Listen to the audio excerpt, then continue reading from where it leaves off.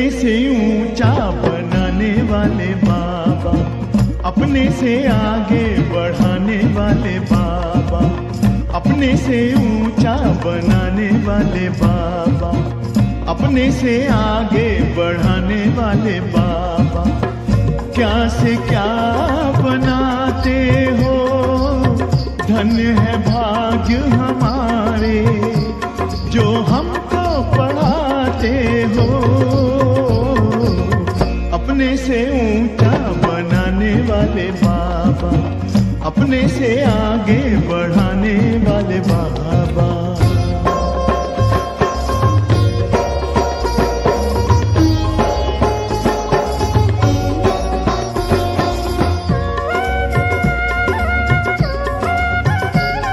खुदाई खिदमतगार हैं हम, जो पाते तेरा प्यार है। सौभाग्यशाली बच्चे हम, तेरे गले का हार हैं। कभी दिल में कभी पलकों पर, कभी दिल में कभी पलकों पर हमको बिठाते हो, जो हमको पढ़ाते हो। अपने से ऊंचा बनाने वाले बाबा, अपने से आगे बढ़ाने वाले बाबा।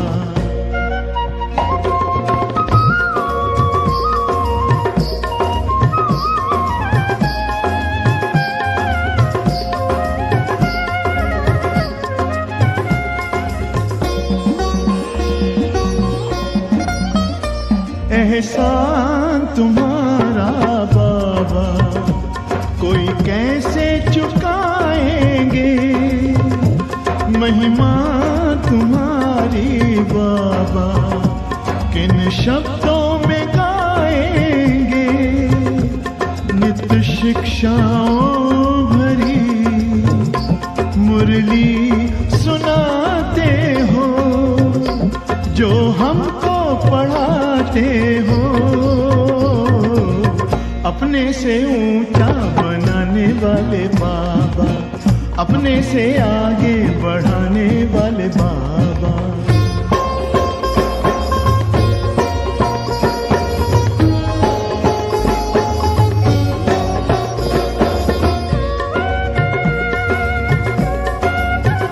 जैसे दिल में तुम्हारे बाबा बच्चों के सिवा और कोई नहीं, वैसे दिल में हमारे बाबा तेरे सिवा और कोई नहीं।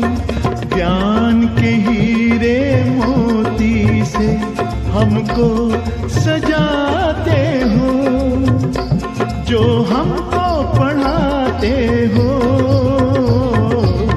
अपने से ऊंचा बनाने वाले बाबा, अपने से आगे बढ़ाने वाले बाबा, अपने से ऊंचा बनाने वाले बाबा, अपने से आगे बढ़ाने वाले बाबा।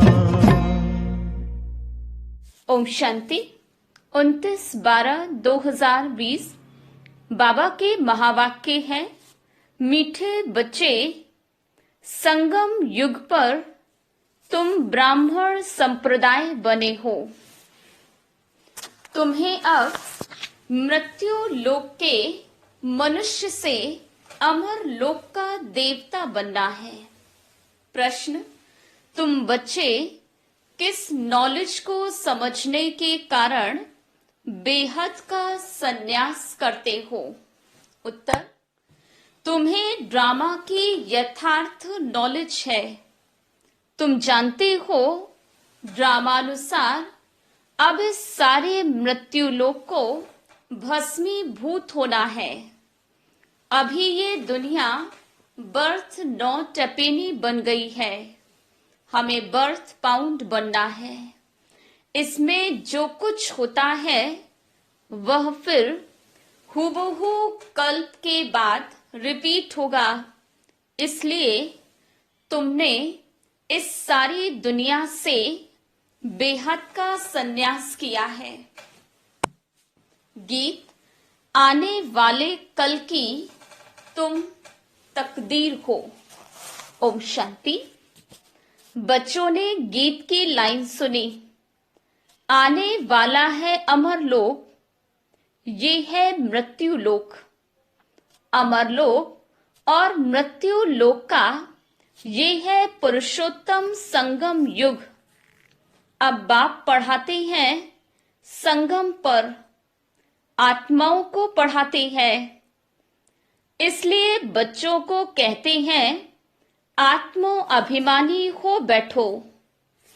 ये निश्चय करना है, हमको बेहद का बाप पढ़ाते हैं।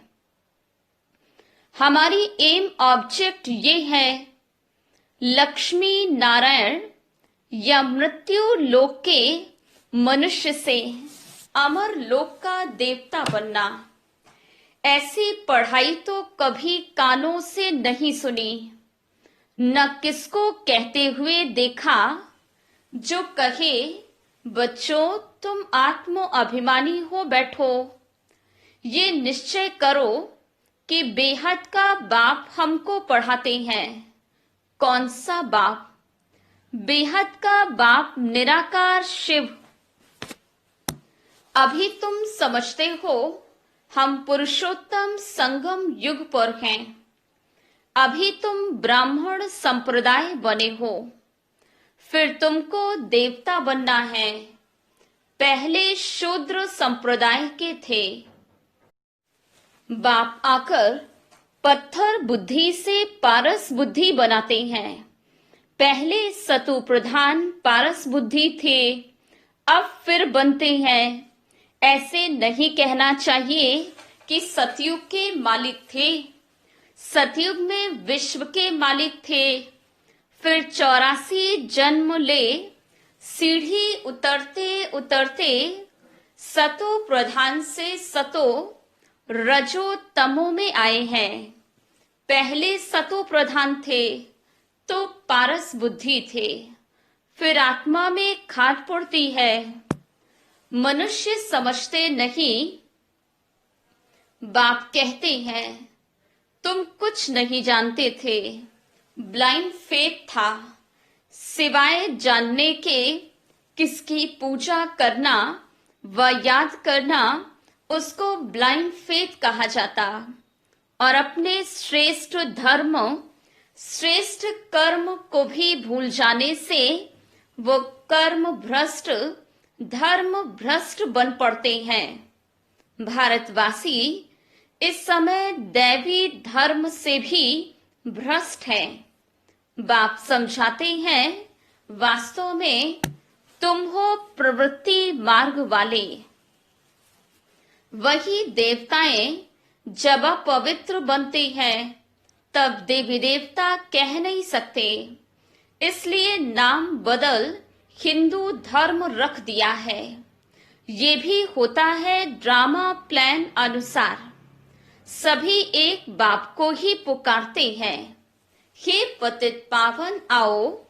वो एक ही गॉडफादर है जो जन्म मरण रहित है। ऐसे नहीं कि नाम रूप से न्यारी कोई चीज है। आत्मा का व परमात्मा का रूप बहुत सूक्ष्म है, जिसको स्टार व बिंदु कहते हैं। शिव की पूजा करते हैं, शरीर तो है नहीं। अब आत्मा बिंदी की पूजा तो हो ना सके, इसलिए उनको बड़ा बनाते हैं पूजा के लिए। समझते हैं शिव की पूजा करते हैं, परंतु उनका रूप क्या है वह नहीं जानते। ये सब बातें बाप इस समय ही आकर समझाते हैं। बाप कहते हैं तुम अपने जन्मों को नहीं जानते हो। 84 लाख योनियों का तो एक गपोड़ा लगा दिया है। अब बाप तुम बच्चों को बैठ समझाते हैं। अभी तुम ब्राह्मण बने हो, फिर देवता बनना है।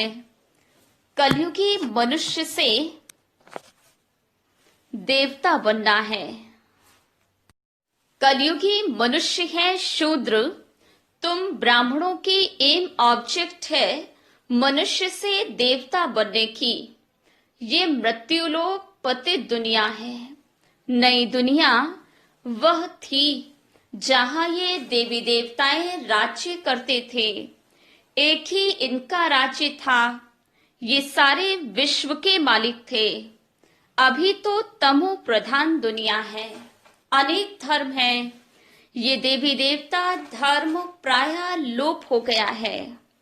देवी देवताओं का राज्य कब था, कितना समय चला, ये वर्ल्ड की हिस्ट्री ज्योग्राफी कोई नहीं जानते। बाप ही आकर तुमको समझाते हैं। ये है गॉड फादरली वर्ल्ड यूनिवर्सिटी, जिसकी एम ऑब्जेक्ट है अमर लोक का देवता बनाना। इसको अमर कथा भी कहा जाता है। तुम इस नॉलेज से देवता बन काल पर जीत पाते हो। वहां कभी काल खा नहीं सकता, मरने का वहां नाम नहीं। अभी तुम काल पर जीत पहन रहे हो। ड्रामा प्लान अनुसार भारतवासी भी 5 वर्ष या 10 वर्ष का प्लान बनाते हैं ना। समझते हैं हम राम राज्य स्थापन कर रहे हैं। बेहद के बाप का भी प्लान है राम राज्य बनाने का। वह तो सब है मनुष्य। मनुष्य तो राम राज्य स्थापन कर न सके। राम राज्य कहा ही जाता है सतयुग को। इन बातों को कोई जानते ही नहीं। मनुष्य कितनी भक्ति करते, जिस्मानी यात्राएं करते। दिन अर्थात सतयुग त्रेता में इन देवी देवताओं का राज्य था। फिर रात में भक्ति मार्ग शुरू होता है। सतयुग में भक्ति नहीं होती है। ज्ञान, भक्ति, वैराग्य ये बाप समझाते हैं। वैराग्य 2 प्रकार का है। एक है हठ योगी निवृत्ति मार्ग वालों का। वो घर बार छोड़ जंगल में जाते। अब तुमको तो बेहद का सन्यास करना है, सारे मृत्यु लोक का। बाप कहते हैं ये सारी दुनिया भस्मीभूत होने वाली है। ड्रामा को बहुत अच्छी रीति समझना है। जो मिसल टिक टिक होती रहती है, जो कुछ होता है, फिर कल 5000 वर्ष के बाद हूबहू रिपीट होगा। इसको बहुत अच्छी रीति समझकर बेहद का सन्यास करना है। समझो कोई विलायत जाते हैं, कहेंगे वहां हम ये नॉलेज पढ़ सकते हैं। बाप कहते हाँ, कहाँ भी बैठ तुम पढ़ सकते हो। इसमें पहले 7 रोज का कोर्स लेना पड़ता है। बहुत सहज है। आत्मा को सिर्फ ये समझना होता है हम सतो प्रधान विश्व के मालिक थे, तब सतो प्रधान थे, अब तमो प्रधान बन गए हैं। 84 जन्मों में बिल्कुल ही बर्थ नॉट टेपेनी बन पड़े हैं। अब फिर हम पाउंड कैसे बने? अब कलयुग है, फिर जरूर सतयुग होना है। बाप कितना सिंपल समझाते हैं। 7 दिन का कोर्स समझना है। कैसे हम सतो प्रधान से तमो प्रधान बने हैं। कामचिता पर बैठ तमो प्रधान बने हैं। अब फिर ज्ञान चिता पर बैठ सतो प्रधान बनना है। वर्ल्ड की हिस्ट्री ज्योग्राफी रिपीट होती है। चक्र फिरता रहता है ना। अभी है संगम युग, फिर सतयुग होगा।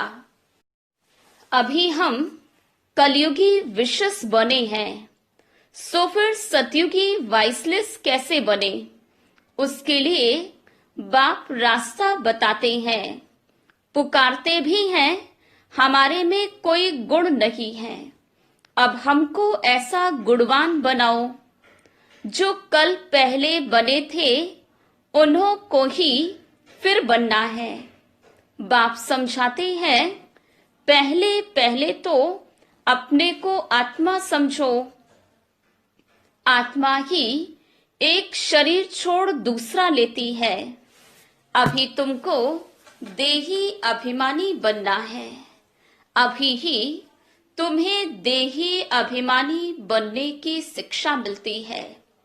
ऐसे नहीं तुम सदैव देही अभिमानी रहेंगे। नहीं, सतयुग में तो नाम शरीर के रहते हैं। लक्ष्मी नारायण के नाम पर ही सारी कारोबार चलती है। अभी ये है संगम युग, जबकि बाप समझाते हैं, तुम अशरीरी आए थे, फिर अशरीरी बन वापस जाना है। अपने को आत्मा समझ बाप को याद करो। ये है रूहानी यात्रा। आत्मा अपने रूहानी बाप को याद करती है। बाप को याद करने से ही पाप भस्म हो जाएंगे। इनको योग अग्नि कहा जाता है। याद तो तुम कहाँ भी कर सकते हो, 7 रोज में समझाना होता है।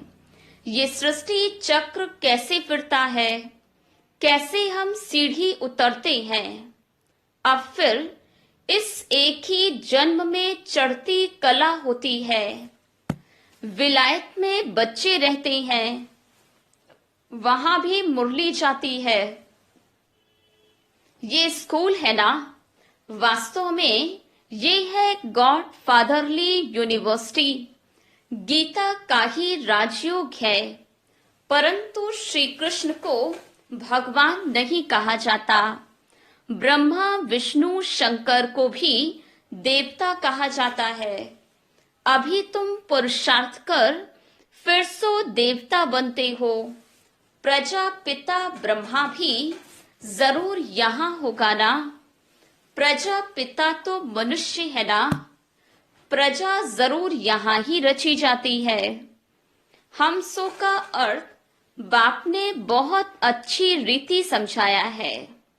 भक्ति मार्ग में तो कह देते हम आत्मा सो परमात्मा, इसलिए परमात्मा को सर्वव्यापी कह देते।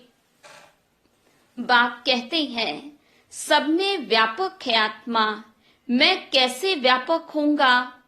तुम मुझे बुलाते ही हो, हे पतित पावन आओ हमको पावन बनाओ। निराकार आत्माएं सबाकर अपना अपना रथ लेती हैं। हर एक अकाल मूर्त आत्मा का तख्त ये है। तख्त कहो अथवा रथ कहो, बाप को तो रथ है नहीं, वो निराकार ही गाया हुआ है। न सूक्ष्म शरीर है न स्थूल शरीर है। निराकार खुद रथ में जब बैठे तब बोल सके। रथ बिगर पतितों को पावन कैसे बनाएंगे? बाप कहते हैं, मैं निराकार आकर इनका लोन लेता हूँ। टेम्परेरी लोन लिया है, इसको भाग्यशाली रथ कहा जाता है। बाप ही सृष्टि के आदि मध्य अंत का राज बतलाए। तुम बच्चों को त्रिकालदर्शी बनाते हैं, और कोई मनुष्य ये नॉलेज जान नहीं सकते। इस समय सब नास्तिक हैं, बाप आकर आस्तिक बनाते हैं। रचयिता रचना का राज बाप ने तुमको बतलाया है। अब तुम्हारे सिवाय और कोई समझा न सके। तुम ही इस ज्ञान से फिर ये इतना ऊंचा पद पाते हो। ये ज्ञान सिर्फ अभी ही तुम ब्राह्मणों को मिलता है। बाप संगम पर ही आकर ये ज्ञान देते हैं। सदगति देने वाला एक ही बाप है। मनुष्य मनुष्य को सदगति तो दे न सके। वो सब गुरु हैं भक्ति मार्ग के। सतगुरु एक ही है। उसको कहा जाता है वाह सतगुरु वाह। इनको पाठशाला कहा जाता है। एम ऑब्जेक्ट नर से नारायण बनने की है। वह सब है भक्ति मार्ग की कथाएं। गीता से भी कोई प्राप्ति नहीं होती। बाप कहते हैं मैं तुम बच्चों को सम्मुख आकर पढ़ाता हूं जिससे तुम ये पद पाते हो। इसमें मुख्य है पवित्र बनने की बात। बाप की याद में रहना है। इसी में ही माया विघ्न डालती है। तुम बाप को याद करते हो अपना वर्षा पाने के लिए। ये नॉलेज सब बच्चों के पास जाती है। कभी भी मुरली मिस ना हो। मुरली मिस हुई गोया अब्सेंट पड़ जाती है। मुरली से कहाँ भी बैठे रिफ्रेश होते रहेंगे। श्रीमत पर चलना पड़े। बाहर में जाते हैं तो बाप समझाते हैं पवित्र जरूर बनना है। वैष्णव होकर रहना है। वैष्णव भी दो प्रकार के होते हैं। वैष्णव वल्लभाचारी भी होते हैं परंतु विकार में जाते हैं। पवित्र तो है नहीं। तुम पवित्र बन विष्णु वंशी बनते हो। वहां तुम वैष्णव रहेंगे। विकार में नहीं जाएंगे। वो है अमर लोक। ये है मृत्यु लोक। यहाँ विकार में जाते हैं। अभी तुम विष्णुपुरी में जाते हो। वहां विकार होता ही नहीं। वो है वाइसलेस वर्ड। योग बल से तुम विश्व की बादशाही लेते हो। वह दोनों आपस में लड़ते हैं। माखन बीच में तुमको मिलता है। तुम अपनी राजधानी स्थापन कर रहे हो। सभी को यही पैगाम देना है। छोटे बच्चों का भी हक है। शिव बाबा के बच्चे हैं ना, तो सबका हक है। सबको कहना है अपने को आत्मा समझो। माँ बाप में ज्ञान होगा तो बच्चों को भी सिखाएंगे। शिव बाबा को याद करो। सिवाय शिव बाबा के दूसरा न कोई। एक की याद से ही तमो प्रधान से सतो प्रधान बन जाएंगे। इसमें पढ़ाई बहुत अच्छी चाहिए। विलायत में भी रहते तुम पढ़ सकते हो। इसमें किताब आदि कुछ भी नहीं चाहिए। कहाँ भी बैठे तुम पढ़ सकते हो। बुद्धि से याद कर सकते हो। ये पढ़ाई इतनी सहज है। योग अथवा याद से बल मिलता है। अभी तुम विश्व का मालिक बन रहे हो। बाप राजयोग सिखाकर पावन बनाते हैं। वो है हठ योग। ये है राजयोग। इसमें परहेज बहुत अच्छी रीति चाहिए।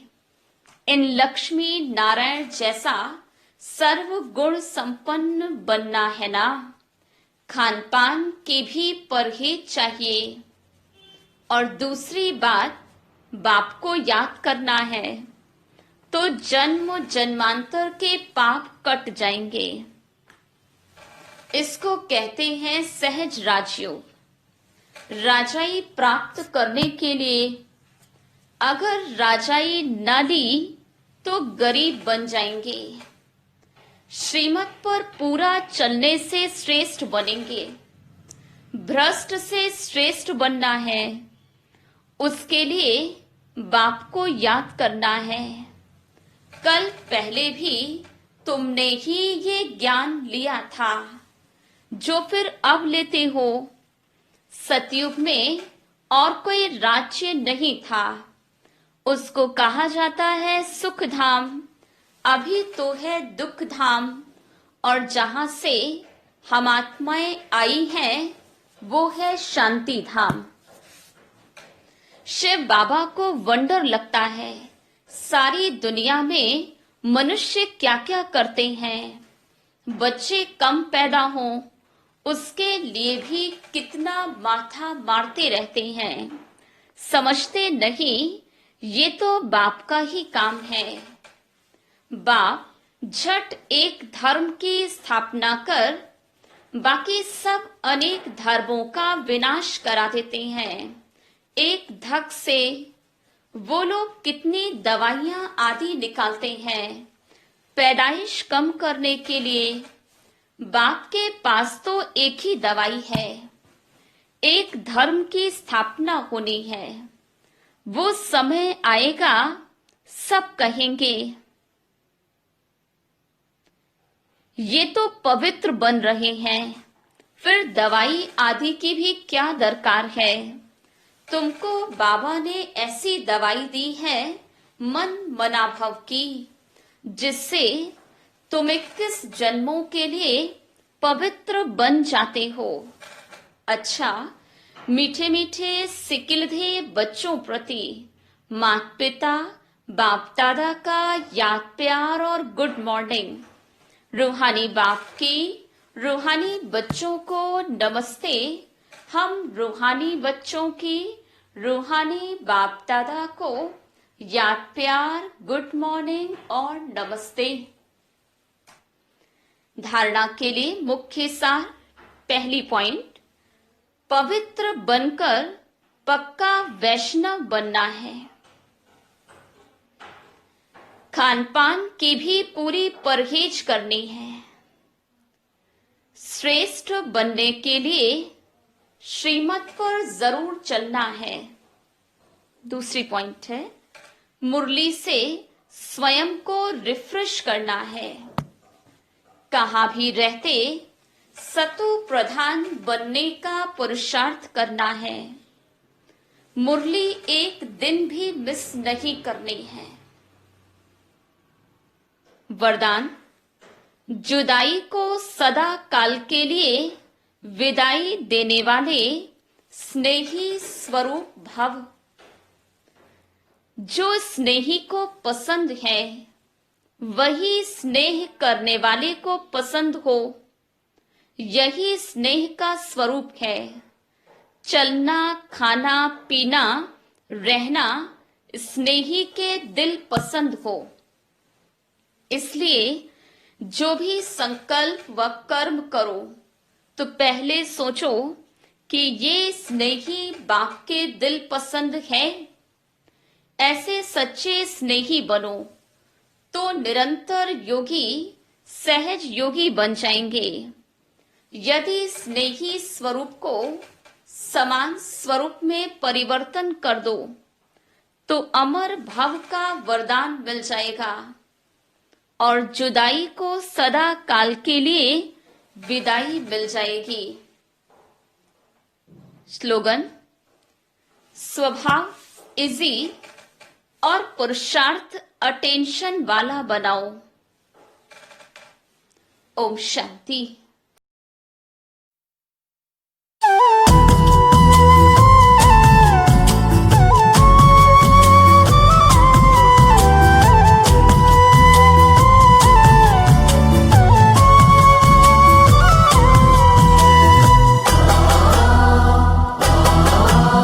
तुम्हें सौंप कर सब चिंता फिकर, तुम्हें सौंप कर सब चिंता फिकर।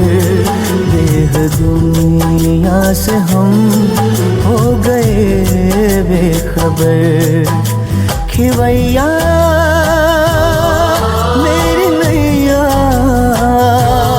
तेरे हवाले,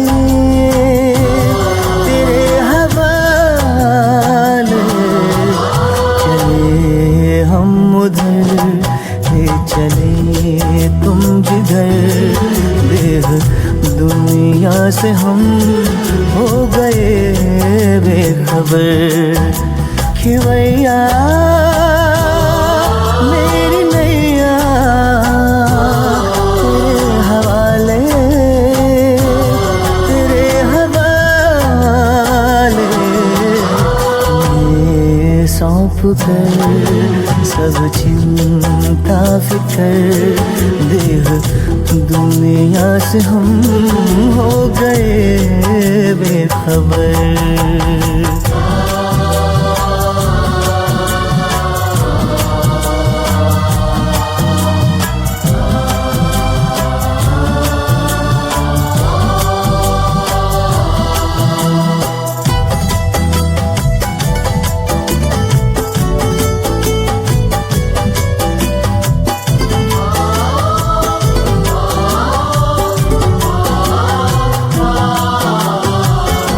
सोचूं भी क्या सोचने से भी पहले, बन जाते काम मेरे करने से पहले। ओ सोचूं भी क्या सोचने से भी पहले, बन जाते काम मेरे करने से पहले। बन जाते काम मेरे करने से पहले। ऐ खुदा दोस्त तारीफ क्या मैं करूं, ऐ खुदा दोस्त तारीफ क्या मैं करूं। ये सब है तेरी खूबियों का असर। खिवैया मेरी नैया तेरे हवाले, तेरे हवाले।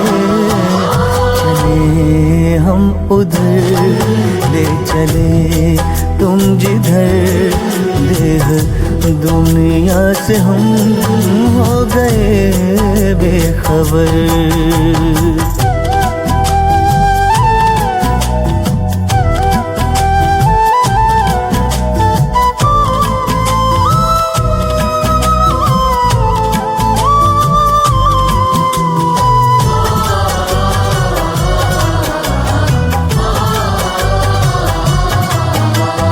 फलक से भी ऊपर तेरी है वो बस्ती, ऐ शान आलम वो ऊंची है हस्ती।